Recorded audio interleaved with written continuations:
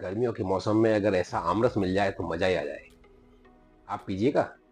चलो कोई बात नहीं, मैं आपको रेसिपी बता देता हूँ इसकी। तो चलिए करते हैं शुरुआत, बनाते हैं आमरस। इससे आज हम बनाएंगे फ्रूटी। फ्रूटी नहीं बनाएंगे, हम बनाएंगे आमरस। और आप मुझे एक कमेंट बॉक्स में ये बताइएगा ये कौन सा आम है। तो चलिए करते हैं शुरुआत, बनाते हैं आमरस। तो सबसे पहले हमने क्या करना है, इस आम को पील करना है। मैंगो फ्रूटी बच्चों के साथ साथ ना बड़ों को भी बहुत पसंद आती है। और इसमें है माजा है, फ्रूटी है या स्लाइस है, कोई भी ओकेशन हो जरूर सर्व की जाती है। दिल और दिमाग को ताज़ा करने वाली ये रेसिपी बहुत जल्दी बनकर तैयार हो जाती है और मुश्किल से 10 से 15 मिनट लगते हैं इसको बनाने में। हमारे आम पील हो गए हैं। चलो अब इनको जो है काट लेते हैं। और जो जो सामान मैंने इसमें डाला है ना, अगर आप वो डालेंगे ना तो कोई आपको पीकर नहीं बता सकता कि आप बाजार से लाए हैं या आपने घर पर बनाई है, ये मेरी गारंटी है। तो बहुत ध्यान से देखिएगा वीडियो, और जैसे जैसे मैंने स्टेप बाय स्टेप बताया वैसे आप करना ज़रूर। तो मैंगो हमने कट कर लिए हैं, अब इनको हम ग्राइंड करेंगे। और यहाँ पर जो मैंने आम लिए हैं ना, वो सफ़ेद आम है, जो उसका नाम है सफ़ेद आम। और जब भी आप कभी इस तरह का जूस बनाएं, जो फ्रूटी बनाएंगे, तो सफ़ेद आम का ही इस्तेमाल करना, कोई दशहरी या कोई सिंदूरी या कोई और आम का इस्तेमाल मत करना, क्योंकि इसी से ही जो है इसका टेस्ट और जो है टेक्सचर बहुत अच्छा आएगा। और इसको बनाने में ना केवल दो ही चीज़ ऐसी हैं जिनके डालने के बाद जो इसका टेस्ट है बिल्कुल फ्रूटी की तरह हो जाएगा, तो वो मैं आगे आपको बताऊंगा। और ये देखिए ग्राइंड होने में थोड़ा दिक्कत हो रही थी, थोड़ा गाढ़ा पेस्ट था, इसलिए इसमें मैंने पानी डाला है। तो पानी डालने के बाद थोड़ा स्मूथ होकर चलने लगा है ये। अभी ना इसमें हम और पानी डालेंगे, लेकिन अभी इसको पहले ग्राइंड कर लेते हैं अच्छे से, उसके बाद इसमें हम पानी ऐड करेंगे। तो ये देखिए ग्राइंड हो गया है और इसको हम ना एक बार छान लेंगे। मैंने ये डायरेक्ट कढ़ाई में ही छान लिया है।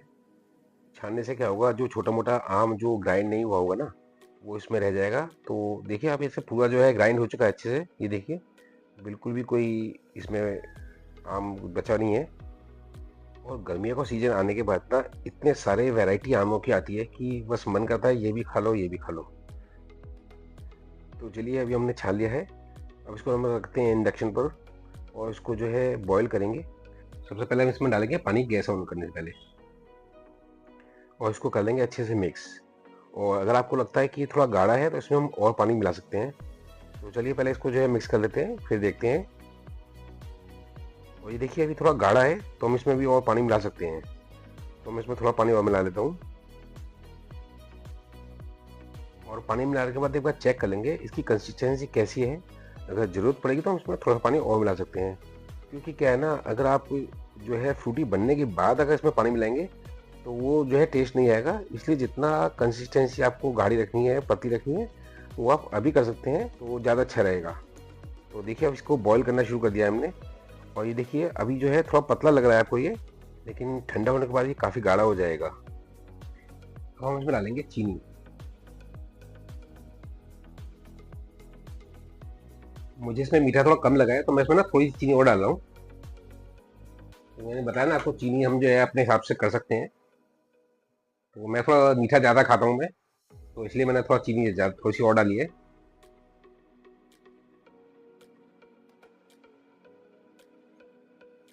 अच्छा, बॉयल आने के बाद हमने केवल इसे 5 से 7 मिनट पकाना है, ज़्यादा देर नहीं पकाना।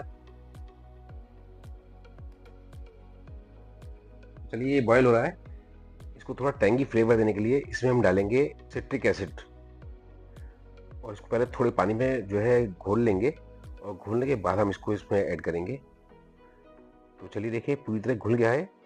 तो अब हम इसको जो है ऐड करते हैं अपनी फ्रूटी में। वैसे तो इसमें नींबू भी डाल सकते हैं हम, लेकिन नींबू जो है इसमें टेस्ट नींबू का आएगा, इसलिए हम नींबू नहीं डालते हैं। और कच्ची आमी भी डालते हैं कुछ लोग, तो कच्ची आमी भी इतना जो है टेस्ट अच्छा नहीं आएगा।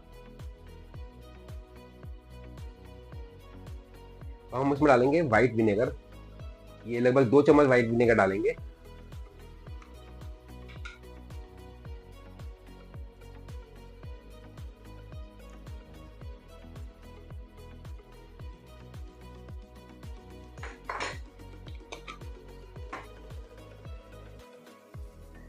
बस अब हमने इसको ज़्यादा देर नहीं पकाना है, 2 मिनट तक और पकाना है। और पकाने के बाद ना इसमें एक बहुत ही इंपॉर्टेंट काम है जो हमने करना है, वो मैं आपको बाद में बताऊंगा। और ये बॉयल होते हुए 3 से 4 मिनट हो गए हैं। और आप देखिए जरा कितना आपको लग रहा होगा ये थोड़ा पतला है, लेकिन ये पतला नहीं है। जब ये ठंडा हो जाएगा तो बहुत गाढ़ा हो जाएगा। अब हम क्या करते हैं, इसको बंद कर देते हैं और इसको ठंडा होने देते हैं। ठंडा होने के बाद हम नेक्स्ट प्रोसेस करेंगे। ठीक है, इसको बंद कर दिया है हमने। और इसको पूरी तरह ठंडा होने देते हैं और ठंडा होने के बाद हम नेक्स्ट प्रोसेस करेंगे इसमें।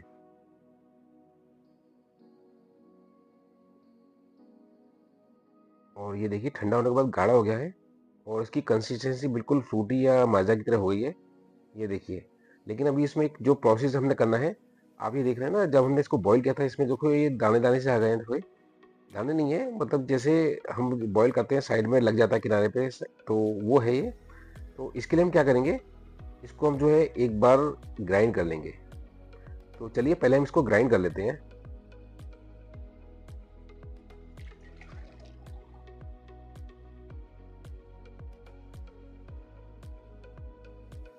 और इसको केवल ना 20 से 30 सेकंड के लिए ग्राइंड करना है, ज़्यादा देर के नहीं करना, केवल स्मूथ टेक्सचर बनाने के लिए हमने उसको ग्राइंड करना है। तो ये देखिए ग्राइंड हो गया है हमारा, और ज़्यादा देर तक नहीं करना है। और ये देखिए बिल्कुल अब अभी बिल्कुल स्मूथ हो गया है, देखिए। तो चलिए हमारी फ्रूटी बनकर तैयार है।